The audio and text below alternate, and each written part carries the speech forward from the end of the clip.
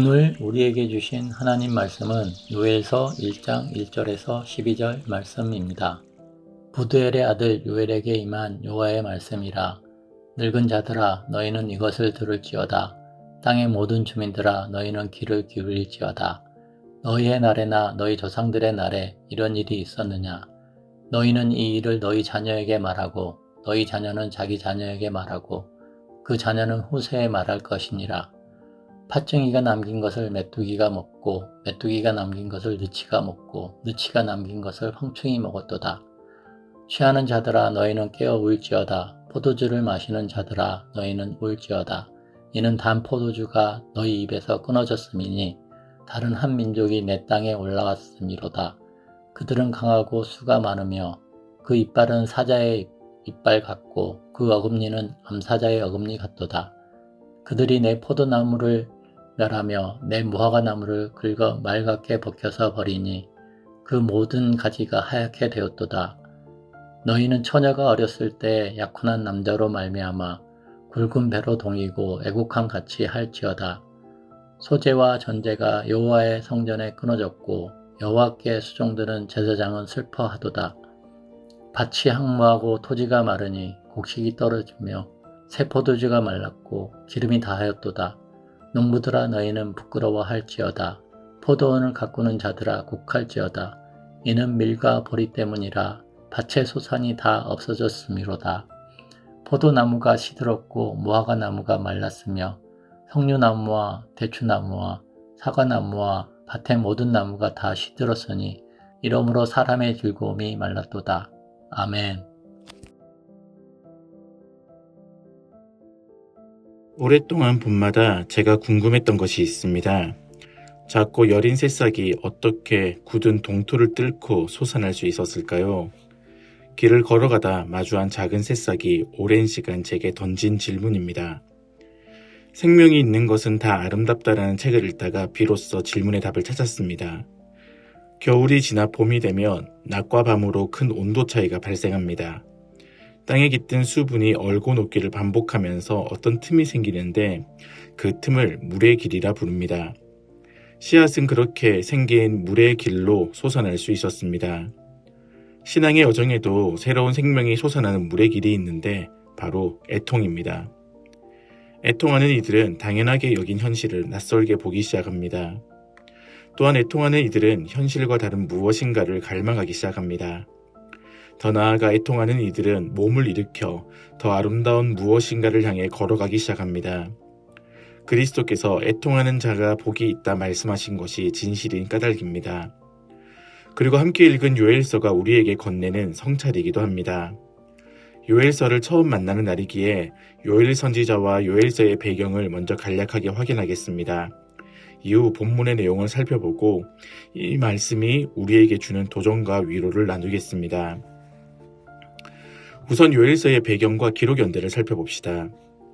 요엘서를 기록한 선지자 요엘의 이름은 여호와는 하나님이다 라는 뜻입니다. 그런데 요엘서의 기록 시기에 있어서는 다양한 의견이 있습니다. 어떤 이들은 소선지서의 순서와 대적들의 이름에 근거해 주전 9세기에 요엘이 예언했다고 주장합니다. 3장 4절에 등장한 대적들이 두로와 시돈, 블레셋인데 아직 거대한 제국들이 등장하기 이전처럼 보입니다. 또 다른 학자들은 왕의 이름이 등장하지 않는 것과 본문에 기록된 재앙의 충격을 고려해 예루살렘 성전이 파괴된 주전 6세기 혹은 포로에서 풀려난 주전 5세기에 요엘이 활동했다 주장합니다. 실제로 요엘 앞뒤에 호세아와 아모스는 모두 선지자가 활동한 시대의 왕을 소개하고 있습니다. 하지만 요엘서에는 왕이 없는 것처럼 묘사되기도 합니다. 과연 요엘서의 배경으로 어떤 입장이 더 적절할까요? 제가 참고했던 한 주석은 이 논쟁을 마무리하면서 기록 시기에 대한 논쟁은 역설적으로 시간과 공간을 넘어서는 요엘서의 보편성을 입증한다라고 밝혔습니다. 개인적으로 이 결론에 동의합니다. 주전 9세기를 배경으로 읽어도 타당하며 주전 6세기 혹은 주전 5세기도 타당합니다. 요엘서는 그렇게 오늘을 살아가는 우리에게도 타당한 하나님의 말씀입니다.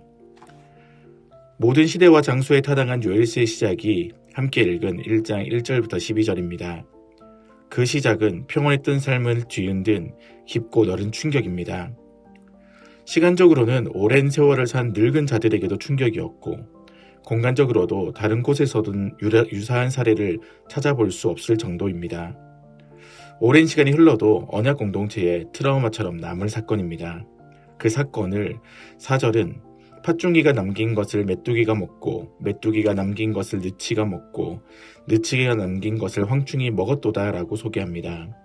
팥중이, 메뚜기, 느치, 황충은 모두 메뚜기를 의미하는데, 어떤 이들은 이 재앙이 실제 메뚜기 떼로 인한 재앙이었을 것이라고도 해석하고, 또 다른 이들은 외세의 침략을 의미할 수도 있다라고 해석하기도 합니다.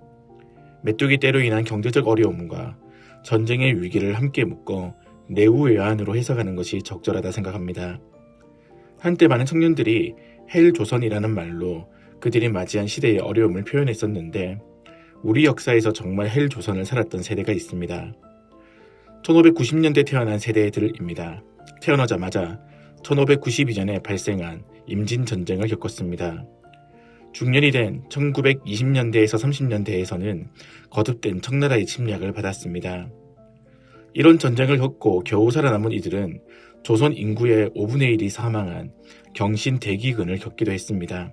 실록에도 임진왜란이나 병자호란 같은 전쟁보다 훨씬 참혹하다고 기록할 정도로 참혹했던 기근입니다.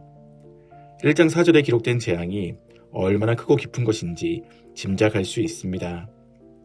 왜 이토록 심각한 재앙이 백성의 삶에 찾아온 것일까요? 1장 5절부터 12절에 반복적으로 등장하는 표현이 있습니다. 5절은 술 취한 자들에게 깨어 울지어다라고 요구합니다. 8절은 백성들에게 굵은 배로 동이고 애곡하라고 권합니다. 9절은 제사장들에게 슬퍼하라고 명합니다. 11절은 농부들에게 곡할지어다라고 요구합니다. 예상하지 못했던 내우외환의 사건은 모든 이들의 삶을 멈춰 세웠습니다. 화려한 궁에서 최상품의 단 포도주를 마시던 부유한 자들, 큰 생각 없이 일상을 살던 보통 사람들, 성전에서 분주하게 섬기던 제사장들, 일터에서 묵묵하게 일하던 농부들까지 경제력과 신분, 역할을 가리지 않고 모든 사람들에게 하나님은 애통을 명하십니다. 왜 그들에게 애통이 필요했던 것일까요? 죄와 욕망은 우리의 마음을 무디게 만들어 통증을 잘 느끼지 못하게 하거나 감각적인 쾌락으로 통증을 부정하게 합니다. 순간적으로는 괜찮아 보이지만 통증을 외면하는 순간 더 이상 손을 쓸 수 없을 정도로 증세는 나빠집니다. 요엘이 활동한 당시에 이스라엘이 그러했습니다. 그들의 딱딱한 마음은 좀처럼 하나님의 말씀과 경고를 받아들이지 않았습니다. 회복의 첫 시작은 통증을 통증으로 느끼는 것입니다. 비록 고통스럽지만 통증을 느끼는 이들만이 자신에게 무엇인가 문제가 있다는 것을 인정합니다. 연이은 내우외환의 사건은 마음의 두꺼운 껍질을 벗겼고 술에 취해 감각이 무딘 이들조차도 애통할 수 있을 정도였습니다. 한편으로 애통은 고통스럽지만 다른 한편으로 깊고 넓은 애통은 진정한 회복과 치유로 나아가는 관문입니다. 이 말씀이 오늘을 살아가는 우리에게는 어떤 도전과 위로일까요? 성경은 언약 백성들이 특정한 시간을 구별해 정기적으로 애통했음을 소개합니다. 죄에 찌든 내면을 다시 하나님과 말씀으로 돌이키기 위한 결정이었습니다. 통증을 느낀다는 것 자체가 생명사건임을 알았기 때문입니다. 오늘 이 자리에 나오신 분들에게 하나님께서 애통하는 마음을 주시길 소망합니다. 또한 9월부터 시작할 가을을 여는 새벽기도를 통해 우리 교회에 하나님께서 애통하는 마음을 주시길 소망합니다. 또한 이 말씀은 애통을 향한 도전일 뿐만 아니라 애통하는 자들을 향한 참된 위로이기도 합니다. 앞서 4절을 내우외환의 위기로 해석했습니다. 그 위기의 한가운데서 우리는 가장 가난하셨을 뿐만 아니라 모든 이들의 미움을 받은 한 분을 맞이합니다. 바로 십자가에 벌겨벗겨 죽임당하신 그리스도이십니다. 애통의 자리는 우리가 이 땅에서 가장 애통하셨던 그리스도를 마주하는 자리이기도 합니다. 그 자리에서 애통을 채우고도 남을 가득한 위로를 마주할 수 있습니다. 이 시대는 애통의 참된 가치를 알지 못하기에 가벼운 웃음으로 애통을 외면하지만 그리스도인들은 애통이야말로 참된 기쁨으로 나아가는 길임을 압니다.